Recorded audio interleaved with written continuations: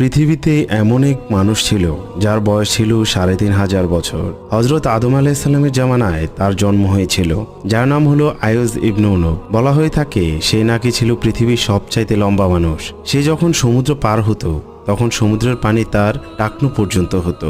সে খাবার তৈরি করতে সূর্যের তাপকে ব্যবহার করত, অর্থাৎ সে সমুদ্র থেকে মাছ ধরে তা সূর্যের গরমে সিদ্ধ করে খেত। এমনকি হজরত নূহ আলাইহিসসালামের জামানায় মহাপ্লাবনের সময় নৌকাতে না উঠেও এই ব্যক্তি বেঁচে গিয়েছিল। কেননা হজরত নূহ আলাইহিসসালাম যখন নৌকা তৈরি করেছিল তখন আল্লাহ তাআলা ওই ব্যক্তিকে নূহ আলাইহিসসালামের সহযোগিতার জন্য পাঠিয়েছিলেন।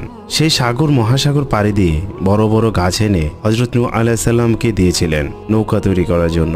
আস্তে আস্তে যখন সে নিজের শক্তি সম্পর্কে অহংকারী হয়ে উঠল তখন আল্লাহ তাআলা মূসা আলাইহিসসালামের মাধ্যমে তাকে ধ্বংস করে দিল। অর্থাৎ সে আদম আলাইহিসসালামের সময় থেকে শুরু করে হজরত মূসা আলাইহিসসালামের সময় পর্যন্ত বেঁচে ছিলেন।